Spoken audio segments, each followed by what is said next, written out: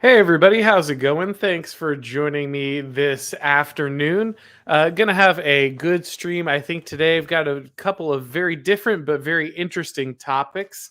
I've seen a couple people have already jumped in asking uh, about the Tim Pool appearance. I'm sure I'll get into that a little bit here later.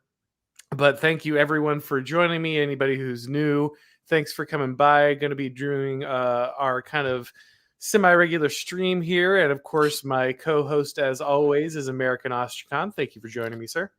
As always, Auron, it is a pleasure to be here with our semi-regular, our B League stream, our Diet Yeah. Coke of daily shows. Well, at some point, I want to make our stream a weekly thing because I do. At this point, it started out as you and me just kind of filling in when we had enough stories, Right. but now people tell me all the time, you guys together are kind of my favorite part of the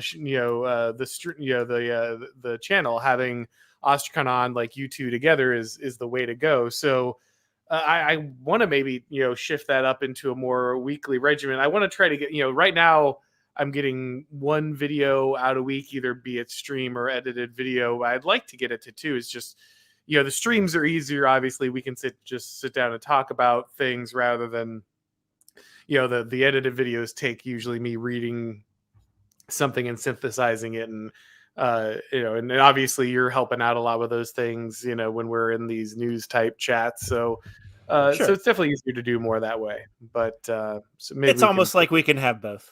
But I yeah, hear what yeah, you're saying. exactly. I just want to pick up the frequency of both, but now that we've gotten through all that fascinating business talk, uh thank you guys again. Um and yeah, like I said, I see people asking about the Timcast, and I will definitely talk about that. Let me save I'm trying to save the super chats. I saw there was one before the stream, but it's not showing up anymore, and I'm terrible at figuring out how to find those. Maybe I can reconstruct it. Sorry if you sent in the one before the stream, but I'll do my best. I can't credit it to you, but if you retype it in or at me or something, I'll try to grab it. But that said, let's go ahead and get started. So, one of the reasons I wanted to have this stream is a very interesting debate has broken out, and in a very weird moment, my meme on Twitter has become one of the many talking points about kind of this debate on the right around using the term groomer. So, as many of you know, with the push for kind of gender identity discussion and gender and general like sex education being pushed lower and lower down to insane grade levels, first, second grade, kindergarten in a lot of situations. Florida passed the bill. The media has called the bill the "Don't Say Gay" bill. Obviously, that's nowhere in the bill. That's a complete lie. It's a complete misrepresentation of what the bill says. And what it does, it simply bans the teaching of sexual content to kids third grade or below. You have to wait all the way to fourth grade before you can indoctrinate children with your opinions on sexuality. And this has had the left in an absolute tailspin. They've lost their minds. Like all these people have been saying, this is the end of gay people. They're trying to drive them out of the educational system. And of course, like, again, none of this has anything to do with with the bill. The bill doesn't say any of that stuff. So very interesting that the left seems to equate um, LGBTQ issues with teaching sexual situations to third graders. It seems like the association they're very rabid to make. And of course, it's not just commentators on the left. We've also had Disney come out very aggressively against the bill, saying that there'll be consequences in Florida. They're going to fight against it. Them having this all hands on deck emergency meeting where they basically have like this public struggle session where all the Disney executives have to talk about like their commitment to making sure this stuff gets pushed through all of their different media outlets to children, talking about how they're going to eliminate the terms boys and girls from their rides and from their theme parks. Chris Rufo did the Lord's work in exposing kind of how insane, these people are literally standing up and saying, like, verbatim, this is our agenda. Like, yeah, they're like, these are not the words of radical, crazy people. Well, they are the words of radical crazy people, I should say. These are not the words that were portrayed as radical and crazy from, say, moms in Southern Baptist groups in the 80s or on television warning about what would come. This is the exact same words they were warning you about coming from Disney executives in the year of our Lord 2022. And so with this, of course, we've had this the term groomer, right? A lot of people on the right have been using the term groomer to explain this behavior, to explain this uh, uh, great desire on the left to push these sexual identities and the sexualization of young children by both companies and educators. And it's And finally struck a nerve. yeah, and they're furious about it, right? They hate the term. They're lashing out against it. They're saying you can't use this. This is bigotry, or this is generalizing things. This is an outright lie. And you also see very weak conservatives saying the same thing. Even, of course, National Review and a number of other mainstream regime conservative websites, regime libertarians as well, reason.com type folks coming out and saying, oh no, you can't use this language, it's imprecise, it doesn't characterizes something terrible about people. And so there's a big debate on what this means, and what is the nature of this movement, and can we use this terminology. There's even one guy who had a thread that blew up. He did 23 posts trying to explain my meme, my "Don't Make Me Tap the Sign" meme. 23 posts That's pretty trying funny. to explain why it's inaccurate or incomplete or unnecessary, and why really we should explain something else. So we're going to go through all that. There's a lot to unpack there. And then Ostrakon is going to be taking us through kind of more the abroad. I'll be your domestic culture war correspondent for this one, and Ostrakon will be bringing you the military and foreign policy side of this stream. So that said, we'll go ahead and we'll begin with the groomer question, and then we'll move to the Ukraine and everything connected to that. Can I just say real quick that the Mhm. mere fact that we have to have this conversation, like, this is where the left and right discourse has led to. I mean, one, it's kind of proven the slippery slope concept to be completely legitimate. And like, how many people from like the 80s and 90s and these what were deemed like ultra right-wing Christian movements are completely validated by all of this? It's like, no, it's like, oh sure, today this is where we start, and then it'll end with them grooming our children. And it's like, well, it kind of has, actually. Like, Yeah, it's yeah. exactly where they predicted it would go. Not only that, like, not only has every one of the most hyperbolic predictions that, like, the religious right and conservative parents and, like I said, the That 80s 10 and years 90s. ago or 20 years ago had been like, oh, you're full of it. Like, that's not happening. If you had told them what's going on now, those parents who were warning you would have been like, look, guys, we know it's dangerous, but come on, it's not going to get that bad. Like, they would have, if anything, they undersold what was coming, right? Like, the absolute madness that would be unleashed by this. And so, yeah, the slippery slope fallacy is it's just a war on pattern recognition, right? It's just a war on basic reason and understanding that everyone had and everyone used all the time, until they were shamed into thinking that noticing an obvious pattern was somehow made you stupid, right? It was signaled to be low class or some kind of fault logic or faulty logic, and therefore they were assured that none of this stuff would happen. And of course, all it has and more. And so I guess let's go ahead and start with the first point. So the term groomer, is it accurate? Is it fair to use? Should conservatives, right wingers use it? Let's go ahead and start with that part. So I think the obvious answer is yes. Like, yes, it's accurate. Yes, it should be used. Yes, it's incredibly effective. Um, and giving it up would be a serious mistake on the right. So what is my reasoning behind this?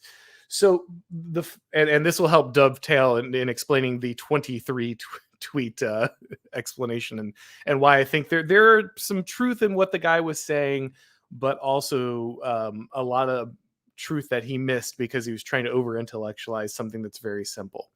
So in what a lot of people are trying to do with what's going right now is they're trying to over intellectualize kind of the groomer phenomenon, and they're trying to say, well, look, these kids aren't these people who are pushing this ideology, like they're not all like kitty diddlers. And that's obviously true. Like that's 100% true. Like not every one of these people, not even the majority, are like actually directly like acting with this particular interest in mind. That part is true.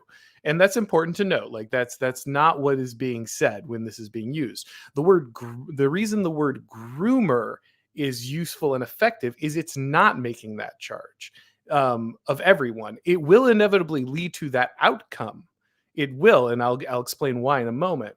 But it is not necessarily the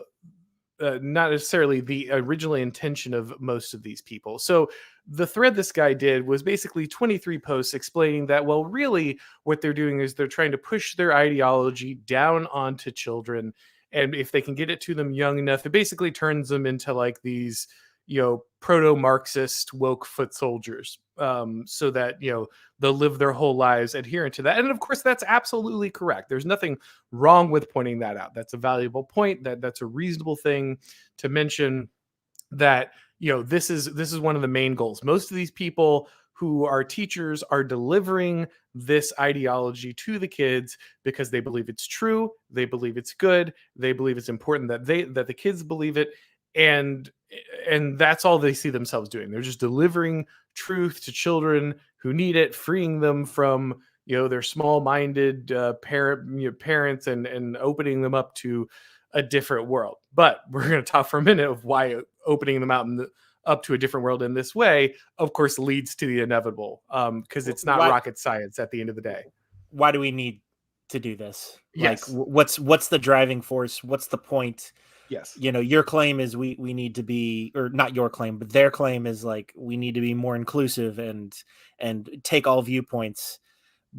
But these particular viewpoints are extremely detrimental to the development of children. Yes. So why do I have to entertain your social experiment if the cost is the indoctrination of these children? Right. What's I got the what's the so what of all this? Well, and here's the thing. They don't see it as the indoctrination of the children, or they see it as the education, the liberating input. I know that. Indoctrination is education. Education is indoctrination. Of course it is, but that's the problem. Is we live in a society that believes that there's an objective education that you're going to hand to every student, and then they're going to become these completely, atomized, little individual, who then navigate the marketplace of ideas and construct their own identity after hearing all the best arguments. They've even subjectified things that are like 100% objective, like mathematics. Yes, of course. Like mathematics is concrete and factual, and they have subjectified mathematics. Yeah. So everything is in the entire system is there for the purpose of indoctrination, even the things that are concrete. Exactly. And nothing clearer than whether or not you're a male or female, right? Like if that one's correct up for grabs, then this is a very with some very, very few exceptions as far as biology is concerned. We're talking like intersex, vanishingly small, right? Exception. Like this is a very binary thing. Male or female. All right. So first, let's get to why grooming is the accurate term. And it is. It's the accurate term. And that's the best part about it, right? This is why they're so scared of it. Because we had a lot of people on Twitter, a lot of liberals, cringing and, they're clutching their pearls. Oh, they're just throwing this accusation around. They don't care if it's accurate. They don't care if it's properly descriptive. They're just throwing it around on anyone who sticks. And my response was like, oh yeah, wouldn't it be terrible if one side developed an insult and a charge that was so devastating that the mere accusation would immediately destroy their target and like ruin their ability to, like, I don't know, be employed and have friends? Like, wouldn't it be terrible? Oh wait, that already exists. That's exactly what the left does all the time with like 10 different accusations: racist, sexist, homophobic. Like, all those things are heat-seeking missiles designed to destroy people's credibility, their livelihoods, their all that stuff, and they'll throw it around with reckless abandon. They've been escalating all this rhetoric. So first off the bat, of course, I feel not 1 ounce of sympathy for these people who have, at the drop of a hat, will absolutely destroy someone they don't even know. They'll nuke them from orbit, just to feel the power, just to feel the moral certitude of having blown up one of the chuds. And so, yeah, I feel no sympathy for these people whatsoever. That argument doesn't fly for me at all. But on top of it, and here's the best part, it is both effective, but also, and most importantly, accurate, right? It's what you want is something effective. You want a propaganda term that is effective, and let's not make any mistake. This is a term of propaganda, but you want one that's effective. But the best ones are also the ones that ring true, right? The ones that are also true, and that's the best part about this one. This is the reason it's so effective, and this is why you see the left running from it, and this is why you see the faux right, the fake right, the paid shill right, trying to back people away from it, because it's effective, it's powerful, and it's true. That's the important thing about it. So why is it true? It's true because, as Ostrakon was pointing out, when you are subjecting children to this kind of knowledge, you are ruining their development from the outset. What do I mean by that? So when we have these protected classes in our society, right, one of the things we do to make sure they're treated as protected classes, given these extra protections, kind of treated with these kind of kid gloves on these issues, is we teach from a very young age to children that, like, these groups need to be protected, right? We start kids very young on the idea that these things and these protections are very important, right? Things for people who are like disabled, minorities, all these kind of things, they receive these kind of protections early on, and kids learn that these are good and it's the right thing to do. This is justice. And so they learn that from very young age. And kind of the LGBTQ thing, they want to be included on this, right? They want to be one of the protected classes. They want the same treatment that all these other protected classes are getting. And so that means they want to treat children from a young age, that one of the most important things you can do is, like, appreciate these identities and care about these identities and treat them as with reverence, right? Here's the only problem, right? You can teach a child from a very young age about, like, being kind to disabled people and treating them a certain way, and that's not going to wreck the child, right? That's not something that in particular is going to harm the child. You can also do the same thing with things like, minorities. Again, we can have a debate on, like, the narratives that get pushed on those, and whether they're, obviously, when we talk about CRT, they're wildly imbalanced, and children are taught to hate themselves. So that one's possibly more dangerous the way you do it, but you can still at least talk to the child and they can develop it, like, somewhat normally. Again, it may not be the right thing to do, but it doesn't fundamentally wreck their kind of their core character, maybe their identity to some extent. That's an interesting debate to have. But when you talk about the LGBTQ issues, you by definition must talk about sexuality, because that is what defines those identities, right? You can't introduce an 8-year-old to those identities without introducing them to the concepts that differentiate them from other identities, which means you must, by necessity, at some level, expose them to sexuality. Now, don't get me wrong, some of these teachers, some of these people are straight up,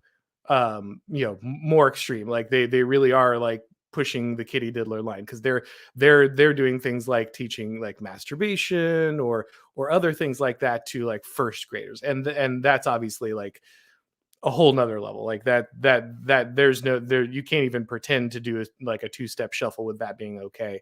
But for the ones that are trying to walk a finer line and are just pushing the identity stuff by itself without the direct like explanation of sexual acts, they're still by necessity going to have to expose a child at a far too young age, a far too young age in their development, to the idea of sexuality and sexual acts. That's going to be like a basic part of what's going to happen there. And when they do that, they're going to impact their development, because anybody who knows anything about, you know, the idea of grooming and the way that child predators and that kind of thing do that, one of the things they do to like prepare children or prepare young teenagers to like go into sex work or that kind of thing, if they're going to try to push that kind of lifestyle and thing on them, what do? They expose the child to sexuality early. They expose them to sexually explicit things, materials, pornography, that kind of thing.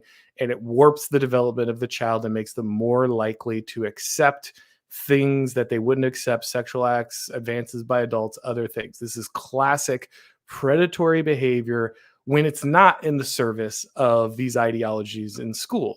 But what they're trying to say is, well, once you do it in school and you do it in service of the right ideology, no, it doesn't have that effect. But of course it does. Everyone knows that. And that's why the groomer term works. Because even though many of these people, most of these people, the vast majority, think they're doing good things, right? They think they're making kids tolerant. They're pushing, their values maybe you disagree with, but it's that they think they're the right values. Even if that is their motivation, the end result is grooming. Right. And that is why the term works. And that is why the left and, the very weak right are so terrified of it, because it's accurate, it's powerful. And those are the most dangerous things when you have a term that can work on both of those arenas.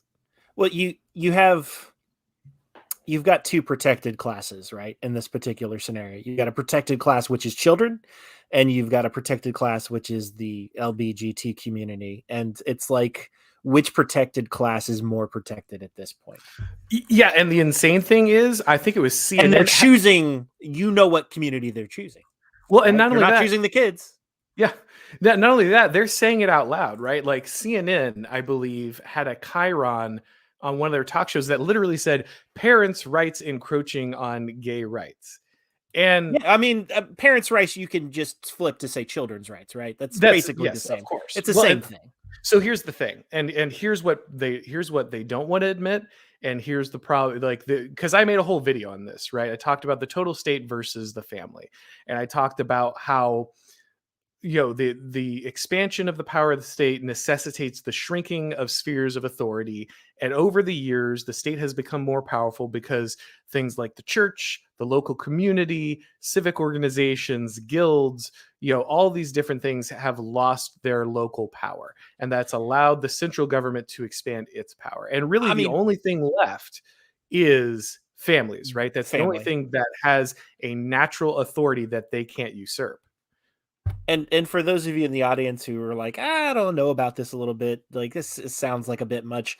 Let me use COVID as an example, right? During COVID, what were all the things taken away from you? Like, was the library taken away? Was your bar taken away? Was your social club taken away? Was your gym taken away, right? These are all things that were shut down.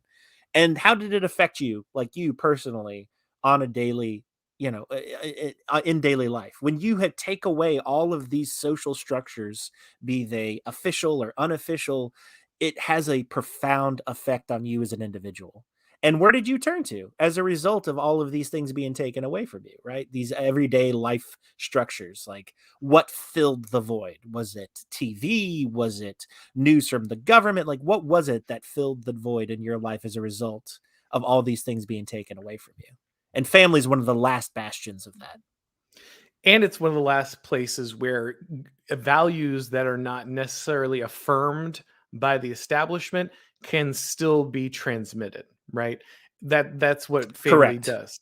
And I can have an opinion as your family member that you will listen to because I am your family member. You may not agree with it, but you'll listen to it. And my opinion may not be that the same as the state's.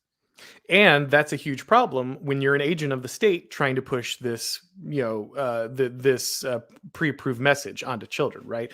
And so what you need is to reduce and undermine the authority of the parents, and you need to increase the authority of the state, which is why they are doing this, right? They, from the youngest possible age, get in there and tell students, your parents are dumb, your parents are backwards, they don't You can understand trust you. me. Don't Yes, talk to them. exactly. That little key point right there is by far the most heinous and disgusting fat part of all this, is the fact that you can hold secrets from your family and you can tell me and you can trust me, but you don't have to trust them.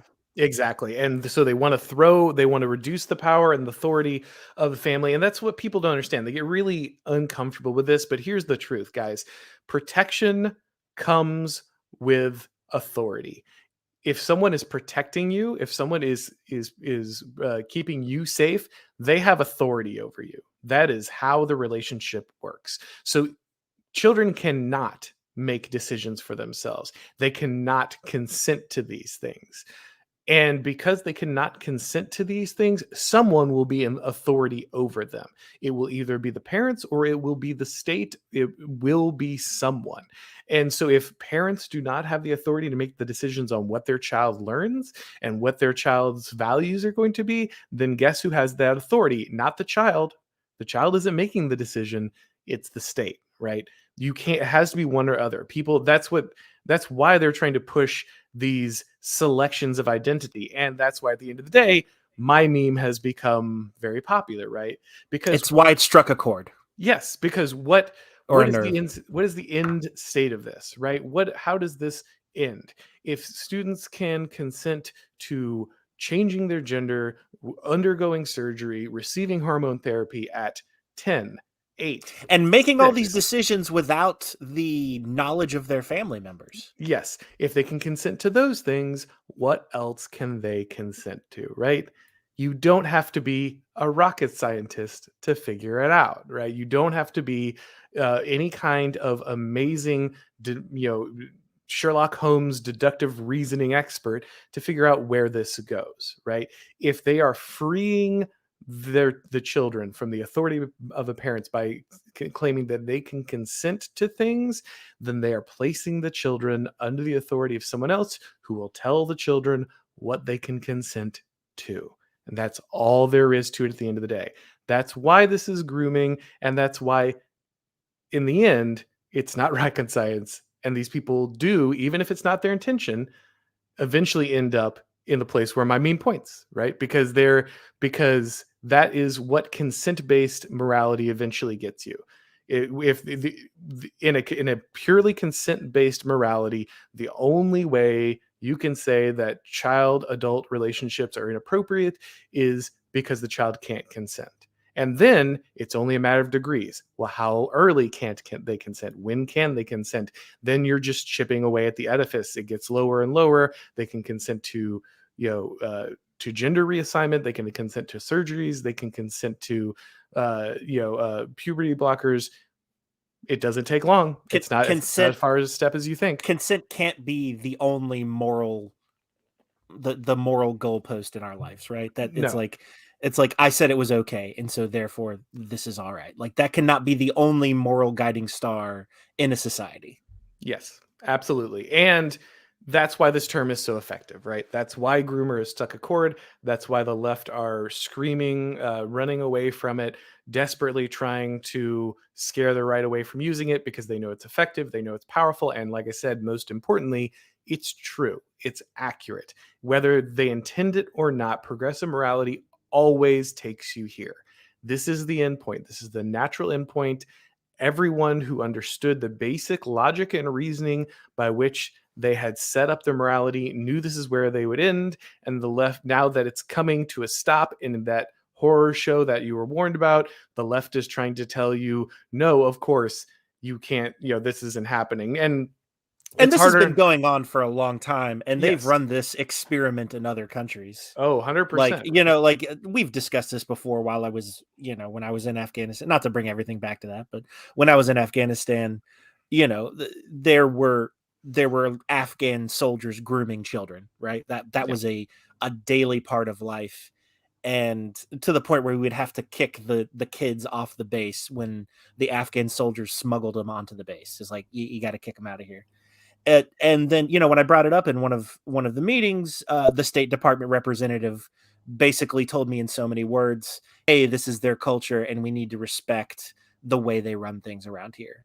It's like that is like the core of social relativism. Whatever is accepted by the majority is morally okay, which is Yeah. not. No, of course. And then that's the thing is everyone assumes these things are natural. Everyone assumes that our morality is the natural one. It's what everybody has. It's the basic morality and everyone's going to work from it. But of course that's not true, right? The sexualization of children is nothing new. It's been a norm in many cultures throughout history. The protection of childhood is a particular thing that we value very highly, and it has to be guarded especially closely because it's so fragile. You break a kid like this early, you can't put them back together. There's And no going back. there is only like a few things that are morally concrete in the world, like protection of the elderly and protection of of children, regardless of culture, regardless of country. These are things that any anybody can agree upon. You know what I mean? Like, you can take people from other countries for the most part, and we may disagree on lots of things, but like those are like morally concrete fixed points. You know, you will protect the elderly of your generation, you will protect the young of elderly of your culture, and you will protect the young of your culture. And when that gets outweighed by uh by another group, I think we're pretty far gone off the cliff. Well, I think the last part is key there because I don't think everyone does do that, right? And the ones that don't are doing exactly what you're talking about. Then you're on a pretty disastrous footing when you're not putting the well-being of children, your next generation, at the forefront. And so because of the different people who were challenging this, of course we had David French and the National Review and all these other jokes on the right coming out and saying, oh well, you can't use this language, it's not completely accurate 100%, so you can't go out there and use it, and the running interference for the left and everything. Those people are cowards or idiots or usually both. And so you just can't listen to him, obviously. And I don't think I need to tell anybody in this audience that, but just to be, I just wanted to touch on that because it was such a hot debate topic, and I haven't had time to get to it. So I wanted to touch on it while we're here. We're building up a large amount of super chats, so let's try to work through some of them, and then we'll move on to Ukraine. Yeah, that works for me. Okay. All right. So I'll talk about the one that was before the show because I can't bring it up. And again, if you dropped it, sorry, I don't know your name. It was like a $5 donation. I wish I could find it, but I want to go ahead and just address it because it was made beforehand. And it was something to the effect of, so if you guys who didn't know, I was on Tim Cast on Friday. They were very nice, flew me up to kind of the DC area there, and I did the show. Great experience. I'll talk about it a little more because a number of people asked questions about it in the super chats. So I'll get to that in a second. But the one they asked me about, if you haven't watched the show yet, Tim and I disagreed on the death penalty. And Tim's argument was basically like, well, if one innocent person was killed, then it's not worth it. And he brought up like the Batman example, right? Like, well, Batman doesn't kill people because as long as they're locked away, then everyone's safe, and that's all that's necessary. And then different Batman characters over the years have said, well, why don't you just like kill these people? They're serial killers. They get out of Arkham and they go out and murder people. But at the end of the day, Batman knows like he doesn't kill people. It's important for him not to do that kind of thing.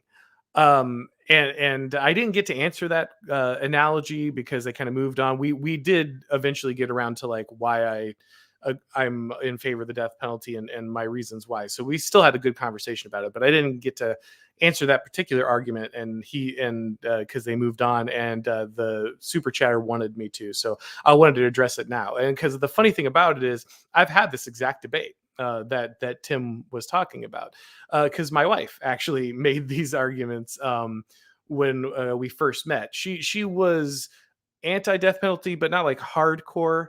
Like it wasn't like something she was super committed to, but that was kind of her general position. It's like, look, if the state, executes any innocent people, then it's a tragedy, and so the state can't execute anybody at the end of the day, and we should just lock them up. And she made the Batman reference, and we used to have this debate. And the way I actually like flipped her on it. The way I actually changed her opinion on it was I explained, like, no, like Batman is a narcissist. Like Batman, to assuage his own conscience, allows thousands of people to die, because rather than just kill one serial killer who he obviously knows is guilty, he's watched them like snap the necks of people all the time.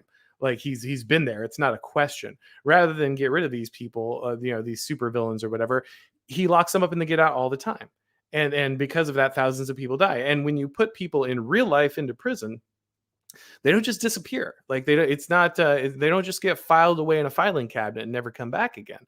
A lot of these people get released early for all kinds of reasons, and increasingly so now, right? Like people, get out for, after 5-10 years on murder charges sometimes, because prisons are over full, or they have some kind of, minority status that gets them put somewhere else. They get out, or in anything, and the recidivism rate is incredibly high. People die. There's a cost for this. And that's not even getting to the point that people should pay a cost for murder. Like there should be a actual cost for your crime. It's the prison, the justice system. It's not just about like protecting the society, or rehabilitating the individual, though that can be part of it. But it's also about retribution. That's actually a key part of justice. When you kill someone, you should pay a price for that. And when you destroy the lives of their families who were counting on them and love them and care about them, you should show that that person matters. And so was it kind of frustrating to have that example brought up? I think was the question the super chatter asked. I don't think it was, because I think, while I understand what the super chatter is saying, that is an analogy that helps a lot of people. That's a moral argument that they can connect to, even if it's obviously like a pop way of getting to it. It does get to something that people understand about the death penalty. And so it's just funny, because I have had that exact argument, and I was able to change my wife's opinion on that, because she's like, you're right. Like these people are paying a cost at the end of the day, and my moral, feeling emotionally attached to this is on my side, saying, oh, I don't want that blood on my hands. That's about me. And I'm not thinking about the victims in that scenario. I'm not thinking about the future victims. And those are the people that the justice system has to think about. I would, But yeah, chime in. Absolutely. I'm sure you have some yeah, thoughts. I do. One, I 100% agree with you. It's the question of inaction versus action, right? So Batman in this, I mean, if we want to talk about this, the person who does nothing can claim that because they did nothing, that they bear no moral responsibility for the actions of others. So this is like a really, so it goes back to, like the trolley argument, where there's the two groups of Trolley people on the problem. Yeah, trolley. absolutely. Yeah, the trolley problem, right? So you've got, the one person on the one side of the track, and then the multiple people on the other side of the track, and it's currently heading towards the 5 people. It's basically a question of, is it what's more morally correct, to allow 5 people to die and do nothing, or allow one person to die, but it requires your action? Yeah. And the simple answer is, the morally correct answer is to allow one person to die, but it requires your action. Because the sins, or your inaction, is not justification for you to be able to shield yourself from responsibility, right? The sins of our inaction, and I know this personally, the sins of our inaction weigh just as heavily upon us than the sins of our action. And I'll just leave it at that. No, I think it's an excellent point. And I think it's the one that drives that home for a lot of people. So And I really hope you don't end up in those situations where that becomes a real moral question that you have to ask yourself. But I will say, having been in a situation like that, it weighs just as heavily on you. Well, and that's the thing, right? Everybody wants to be in authority. Everyone wants a position of power until those decisions come up, right? And And they then do all come up. they do. These are the things. This is why no one wants to be the king at the end of the day. Everyone thinks they want to be the king, but the head is heavy for a reason. All right, so uh, Avalich here for $2. Thank you very much. Talk about your Timcast experience. Yeah, so again, it's on Timcast. There's a lot to say there. I mean, I don't know where to start with talking about the Timcast experience. I guess I'll say this: it was Very fun. It was a lot of fun. I didn't expect to get that invite. His producer had, commented on some of my stuff before and been like, "Oh, you'd be great to have you on sometime." And I was like, "Oh, okay," because I get people, with big platforms and stuff who say that kind of stuff all the time. I've had people tell me, "Oh, I want you to write, columns or whatever," and a lot of the times it doesn't pan out. So I didn't really think a lot about it. But then she came back to me and sent me messages like, "Hey, no, really, we want to have you on. Let's make this happen." So they were kind enough to fly me up there, and everybody was very cool. Had a great time. It was very surreal. Uh, very, they're all very close to people that you see on TV and radio and everything, and talk about them very casually and have pictures with them and everything, and so it's very weird to be in that environment. So that was definitely neat. It was very interesting. It's my first time doing anything of that size, so that was all very, very neat and very different. I know some people were like, "Oh, they didn't let you talk enough," or that kind of thing. Like, and yeah, I didn't talk the whole time, but Timcast, as I understand it, just watching and what people have said, is really more of a news of the day roundtable show where you're a panelist. It's not a one-on-one interview. It's not like okay, we're going to sit down for a podcast and talk one-on-one for 2 hours. That's not how it is. It's 5 or 6 people working their way through the news of the day, and you're a participant to a team that does that every single day, and you're just kind of the new person adding some spice in.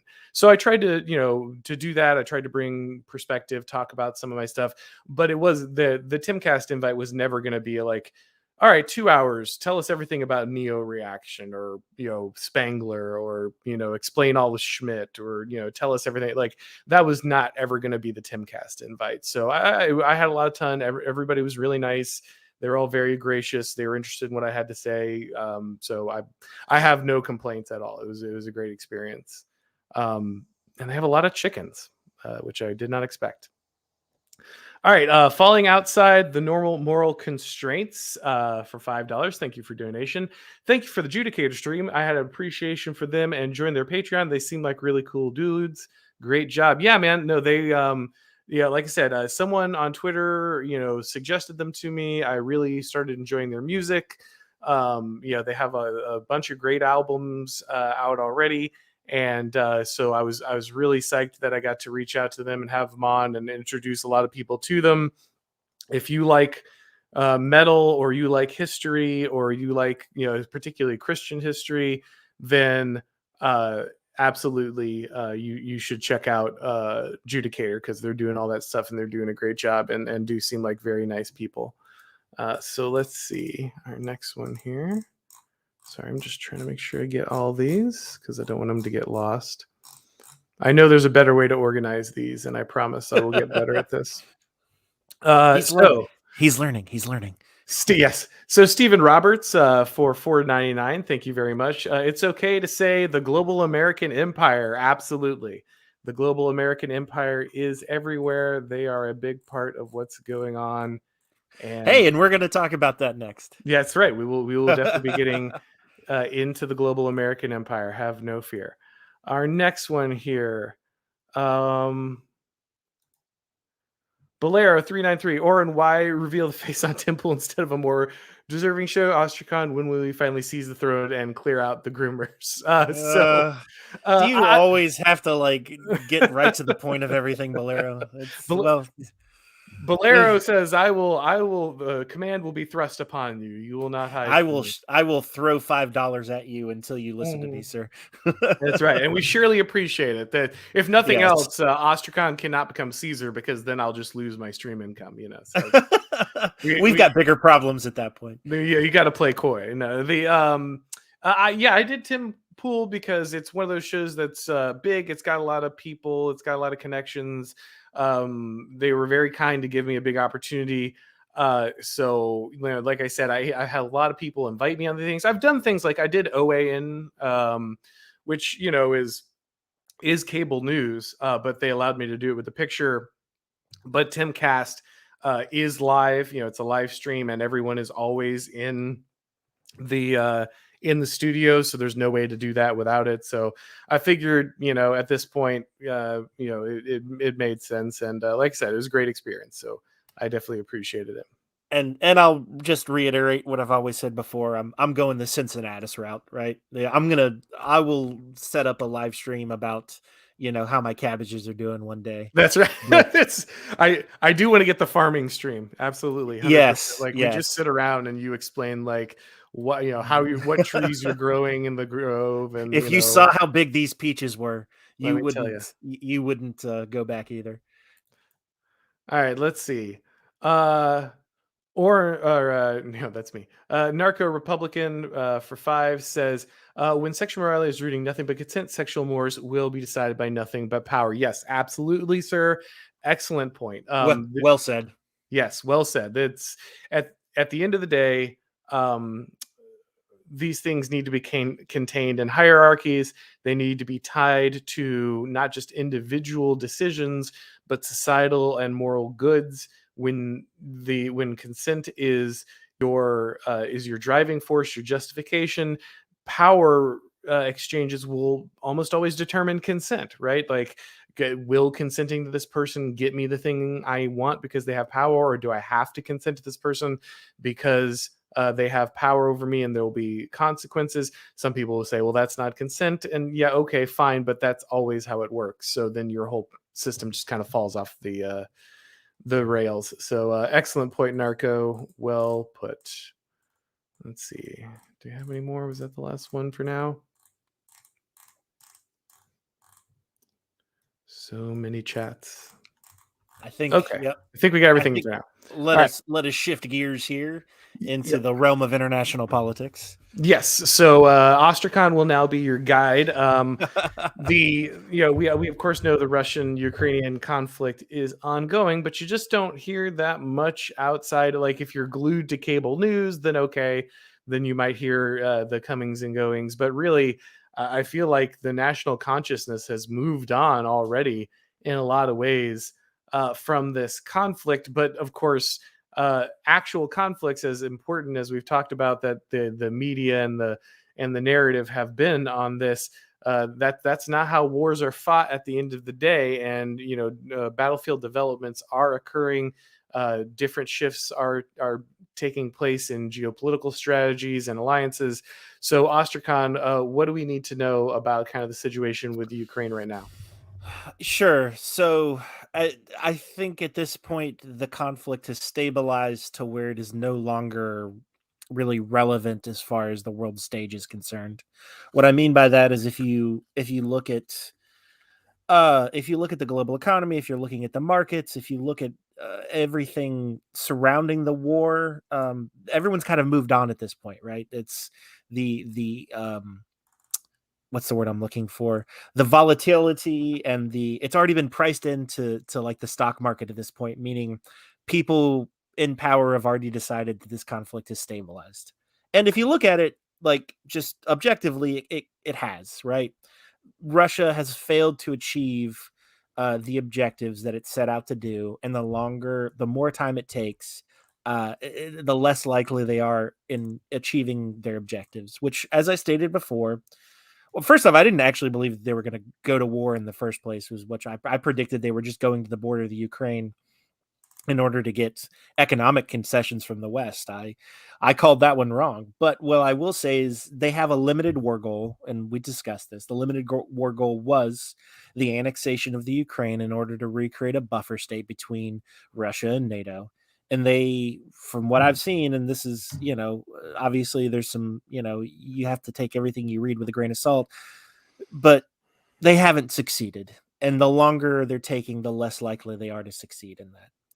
And so what I kind of was pondering was we did discuss before the difference between this total war mindset where everything is the end all be all, and it's it's a moral and national emergency. Every war is the life and death of every nation.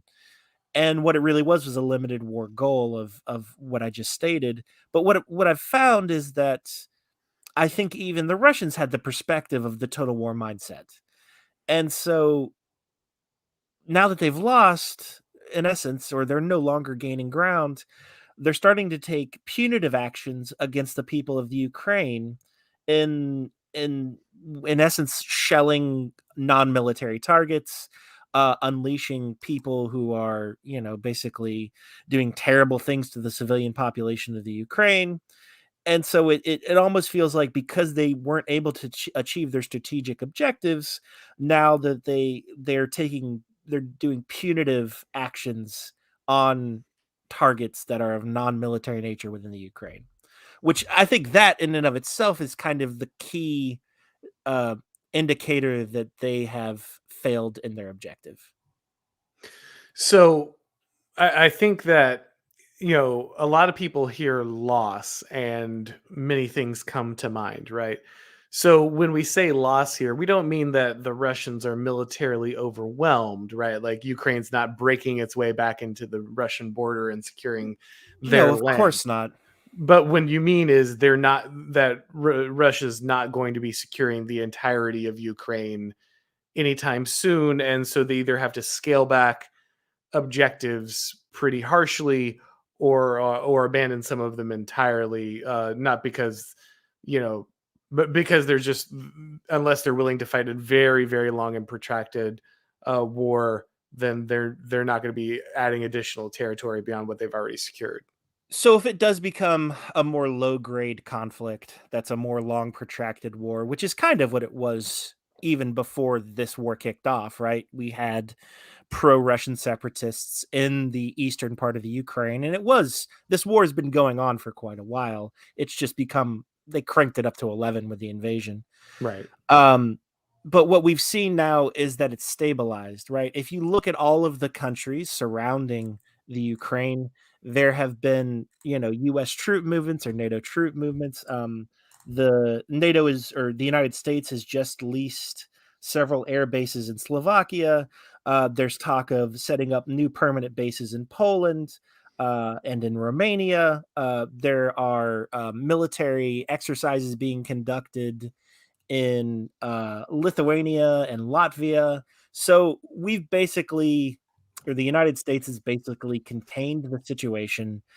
And I think it really boils down to the Russian military logistically wasn't up to this task. Now we can debate about, how effective a particular tactic is, or how effective, or what the actual war goals of Russia is, but it's at this point, this is no longer the great struggle of which it was portrayed to be. And at this point, it's over. I mean, yes, is there going to continue to be conflict?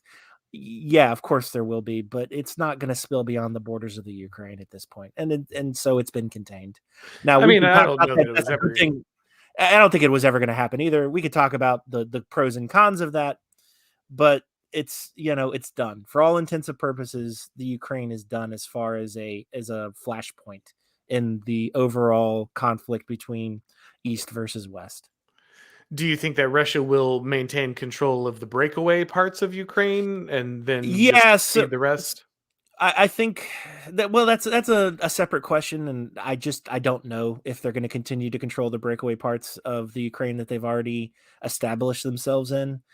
But what I do know is that their actions have now pushed um, these satellite nations more into the sphere of NATO, and it's you have basically, and I think a lot of it is just because they were ineffective in reaching their war goals.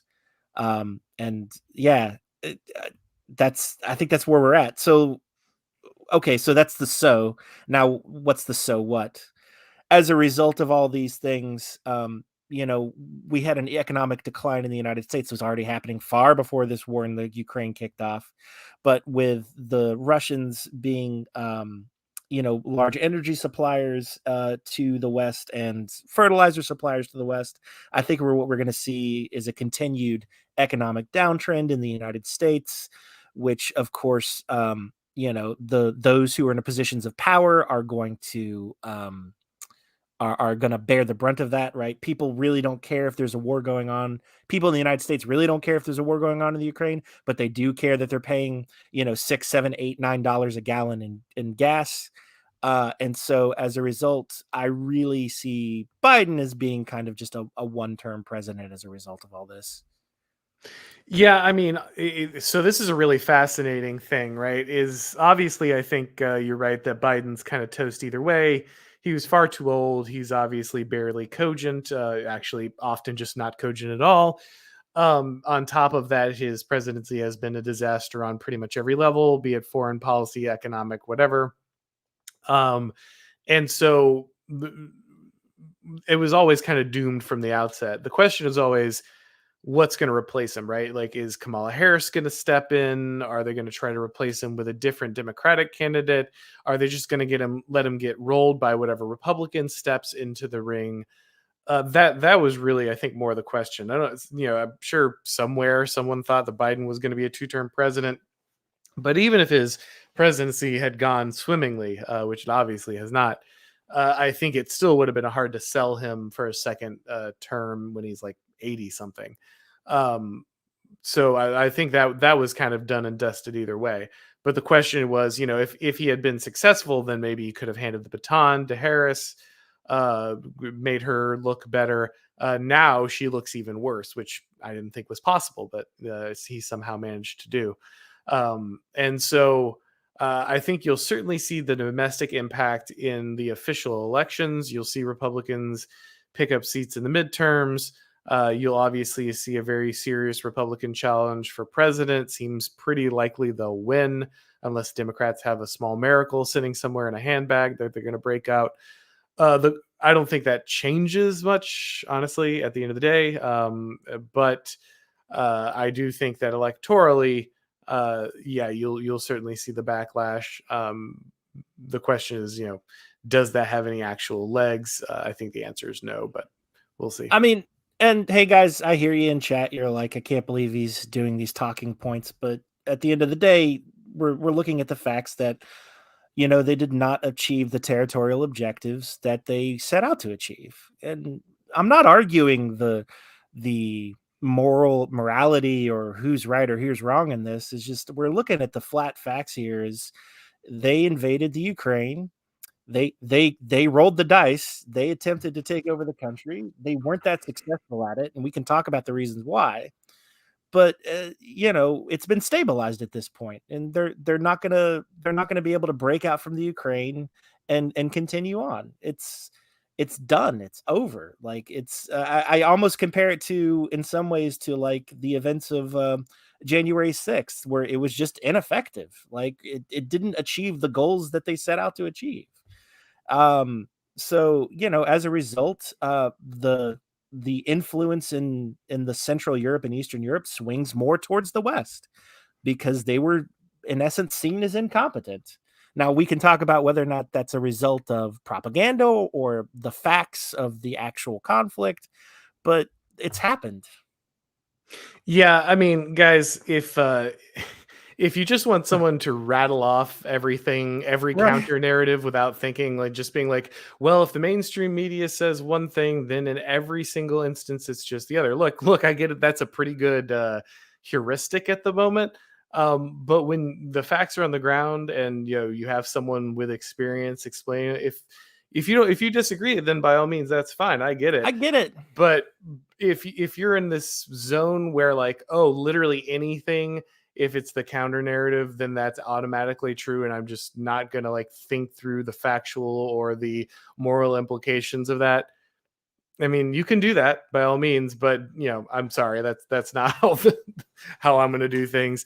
I totally get being skeptical of Western media in many ways. I totally understand. I caught a lot of flack, people telling me I was a Pootler shill, for questioning the idea of U.S. intervention and all this stuff, and I still do. I don't think a single dollar or U.S. Drop of sweat or blood should be shed over this. It's not our fight. But from the beginning, I've always said exactly the same thing. This is not our fight. This is a distraction for the U.S. It has nothing to do with the things that we care about here. The only thing you can do is get lost in this in a distraction. It matters that people are dying. It matters that geopolitically, obviously, it matters. But when it comes to like the things that we actually disagree with, kind of, the ruling elites in this country about, it really has pretty much, nothing to do with it. So I will have the same position now that I had at the beginning. It's not my fight. It's not my war. I don't take sides in wars that don't have, direct connections to me, because that's a distraction that's used to, those are just your breads and circuses getting piped in from another area. It's really not the hill to die on. Yeah, and it's at the end of the day, okay, sure, we can talk about what their war goals or what their war objectives were, but you can't tell me today that Russia's in a better place, having in essence invaded the country and not been successful. But anyway, Yeah. I'm done. That this is my hot take. Yeah. Uh, No. let's we can go beyond it, and we can talk about okay, so that's the so what. Let's talk about how it, and this is how we wanted to wheel it around here, is we could talk about how it affects in essence the next election cycle, because it does have a major effect on us. Yeah. Well, like I said, we were talking about this a little bit before. I think that the Republicans are going to have to do something very weird to keep Trump out of the driver's seat on this one. A lot of people have talked about DeSantis stepping in, and look, all credit to DeSantis. Love DeSantis. Very impressed with what he's doing. Think he's great, but I think it would be a major mistake for him to step up here on a couple of levels, and of not necessarily because of uh, his inability to do so, um, but because getting in Trump's way, or because Trump is so great. But getting in Trump's way, I think, is a foolish move. One, Trump still has a large fan base. He still has a lot of people dedicated to him, especially kind of the boomer crowd. They're personally loyal to him. It's not party loyalty. It's not ideological loyalty. They're very personally loyal to him. And so if they try to keep Trump from getting the nomination, or anyone who tries to battle Trump for it, they're going to be running directly into that buzzsaw. Also, Trump's got enough momentum. Yes, the mainstream media hate him, but they hate DeSantis too. Do they hate Trump more? Yes, but he's already kind of fought through that thicket, so I don't think that's a major knock against him. He's in a scenario where he's running against like the weakest possible opponent. Again, if they try to run him or Biden for a second term, he's going to be a disaster. He can barely put a sentence together. Yeah, Trump's old, but Biden sounds and looks it in a way that Trump just doesn't. And on top of that, all their other candidates on the Democratic side are weak. Like if you bring in Harris, she's a joke. She looks even worse than she did when she couldn't get, when she couldn't get nominated the first time. And so she's a disaster for them if they try to run her. I don't see anyone on their bench that really is going to like step in and say, well, yeah, I know we basically had to pull the guy that we all pushed for last time so that I could run, but I'll turn it around. I just think Trump's got a lot of momentum. I don't think he's going to get a lot done when he gets in again. Like, I don't think he's learned a lot, and you can tell from his recommendations of people like Dr. Oz, for the seats. Like, he's still just kind of the same guy. I don't think he's going to be super effective if he gets in, but I do think it's a mistake to try to stand in his way, because if DeSantis gets in there, then it becomes a bloodbath. It could destroy DeSantis before he really gets a chance. And honestly, I would rather see DeSantis being a model for governors on how to improve the lives of their kind of regional area, rather than stick him in the presidency, where I don't think he'll honestly be able to do much, because I don't think the presidency has the power to change the things that people want it to at the moment. And I don't think he would be significantly more effective than Trump was in that position. I think he would be more effective. I think he understands governance process much better than Trump, but I don't know that it would be that much more effective, and it might be not worth kind of throwing him in front of the bus to try to get him in there this cycle. Yeah, I mean, I think the pendulum swing back towards the right in this particular case, and it's due to economic concerns. I personally think it's probably going to be DeSantis. You think it's going to be Trump. I think it's, if it does become Trump, I think it's the left is just going to go insane, which Oh yeah. in and of itself is just I want to see. So like while I think I am right, I want you to be right, if that makes sense. I mean, can you imagine them getting more rabid? What does that even look like at this point? I don't know. Like, but I want to know. Like Like, they're I'm already curious. can barely contain themselves from just shrieking like gas all of the right wingers, right? Like that's Right. like Like, they're that already there. So they're like, already there. Like they're so one let's step elect away. them and just have them say what they're actually saying. Yeah, So like, let's I just think go that's the for only it. place left for him to go at this point, right? So, yeah, But like I said, I don't know what that more rabid looks like, but yeah. yep. I mean, it's so for as far as we're concerned, as far as the US is concerned, it's definitely all of these all of these international crises I think are swinging the pendulum back, and merely because hey, people don't like paying $7 or $8 a gallon in gas, which I get because I don't like it either. I guess the But question that's is my hot take. I guess the question is, can they turn back that clock, right? Because even if you put a Republican in and they start drilling for gas and all this stuff, like, I don't think so, not really. But yeah, he who is in power gets blamed, right, as they should. yeah, But I don't think it's going to make a huge difference. I think we're fairly on track to having everything just, you know, it's at this point we're just slowing down the train. We're not changing its direction. yeah. I mean, do you think? I mean, does anyone really see Trump, or even if DeSantis is a more effective governor in that case, DeSantis stepping in and like fixing supply line issues, like really No, not really. fundamentally uprooting the college debt crisis, like all these things that are on the horizon that could easily at any time just kind of blow up. The housing crisis, like all these things. Even as dedicated as someone like DeSantis is to like pushing legislation that drives the left crazy, I don't think he's even willing to address some of the assumptions of the right that trap kind of our national discussion and keep him from really solving those problems. So I don't know that anyone really fixes this. I don't think the elections, it'll obviously swing like you're saying. I think you're 100% right about that. But the question is, does the swing matter at the end of the day? Will it actually make substantive changes? And I'm pretty doubtful about that. No, but I would like to make some popcorn and see the what happens as a result of Trump being Yes, elected again, that would because be that's just fascinating. fun. Yeah. Guys, we're going to start wrapping up soon. If you have any more questions that you want to drop in the chat, by all means, feel free to do so. Going to wrap things up here in a little bit. Bolero, once again, thank you again, sir. Where do you see major unrest from food shortages going? Huge migrant inflows into Europe? Yes, absolutely.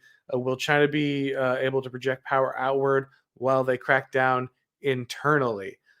Good question. I think Europe 100% will see more migrant crisis, right? Especially when the fertilizer shortages and that kind of thing impact the food supply of less stable countries in Africa and Middle East, other places. Once those things become unlivable, I think you're definitely going to see a flood of migrants again. And then you have a very interesting question: have any of these countries learned a lesson? I don't know what the answer to that is. Will China be able to project power while they crack down internally? I think the answer to that question is yes, but I think Ostrakon's better suited to answer Yeah, that. I mean, So I agree. That's the big next question now, is what's going to happen with Taiwan. Can they crack down on their people and still have force projection out to Taiwan? Yeah, I think they can. And what we're going to see with the global slowdown of the economy, right? With famines, with food shortages, like when things get bad, things get worse. So when you have this uptick in economic migrancy and you have an uptick in food shortages, right? The more strife there is in the world, the more likely for there to be conflict. So the answer to both is yes. yeah, absolutely. Brian, yes, Brian is now out of timeout. Thank you for your donation, Brian. Like guys, like I said, I am totally on board with you disagreeing 100%. If you think our takes are bad on something, go for it, man. Like debate. I'm not going to be like kicking people out of the chat for that kind of thing. but if you're gonna come after people personally, if you're gonna throw that around, sorry, it's gonna be a It's timeout. Just cool off. Everybody's okay. It's some we're all bound to be wrong about something. Maybe this is the one that Ostrakon's wrong about. Maybe hey, I it's was the one wrong I'm about wrong about. them actually, Yeah, going forward with an invasion in the first place. So I'm not going to sit here and say every take I have is correct, but yeah. hey man, it's over. Like it's been contained. Regardless of how you feel about it, it's done. Yeah, I don't have the military experience, and that doesn't mean I don't have opinions. But it seems to me that Ostrakon has a pretty decent read on this one, and I don't have a reason to say otherwise. But we could both be entirely wrong. Either way, I've taken more than enough heat for being theoretically, whatever pro Putin or whatever, which I'm not at all. So it's not like I've from the beginning I've been catching flack for having contrarian opinions to the mainstream media on this one. So it won't be different now. All right, guys. So looks like we are more or less done there. Let me go ahead and say real quick. For the people on Subscribestar, wanted to update you. I want to first I want to say thank you to Easter Worshipper. When I set up the Subscribestar and kind of retooled it, one of anybody who's on the top 2 tiers is going to get a personal thank you after every live stream. Anyone who donates in any of the tiers gets one at the end of edited videos. Their name goes up on the slide. But if you would like a personal thank you at the end of streams, then like Easter Worshipper, you can donate in one of those top 2 tiers. Also, anyone who is in the top 3 tiers, anything beyond the bottom tier, will have access to the monthly video I'm going to be putting only on the Subscribestar. It's not going to be anything huge. It's going to be more of like a channel update, talking about behind the scenes stuff, that kind of thing. But I'm going to try to be doing that once a month. I'm probably going to try to get the one out for this month next week. So if you are interested in seeing that video, being able to see that kind of behind the scenes content, that kind of update exclusive to them, then feel free to go over to Subscribestar and join. You'll be able to do that. I just wanted to say again, thank you for everybody, guys. I saw a lot of people who were excited for the Timcast thing. A lot of you guys were like in chat or on Twitter excited, and I really appreciate that. That's really encouraging. It's really heartening to have so many people who are excited about what we're doing and what I'm putting out there, and having that kind of backing when I go on a show like that is really awesome to see, like all these comments of people who's supporting me, that kind of thing. I really appreciate you guys. I wouldn't be here without you guys. Have been amazing. Just helping the channel grow, sharing things, subscribing. Just having great conversations when we do these streams, that kind of thing. So it really is an amazing thing. It's super surreal to have that opportunity. I'm incredibly grateful. So I just want to say thanks to everybody. Even people who are just watching the content, liking it. It's a huge help, and it does it does a great service, and I really appreciate it, guys. So as always, I will say thank you for joining us. Thank you once again, Ostrakon, for joining me today. As always, a pleasure to be here. Maybe next time, Bolero will get you to become the emperor, but unfortunately, this time yet again, you have passed on your opportunity. Oh well. Again, thanks to everybody who's joined us this afternoon. Been a great stream. Really appreciate all the donations and everything. If it's your first time here, make sure that you subscribe, all that stuff. Thanks for joining us. And as always, I'll talk to you next time.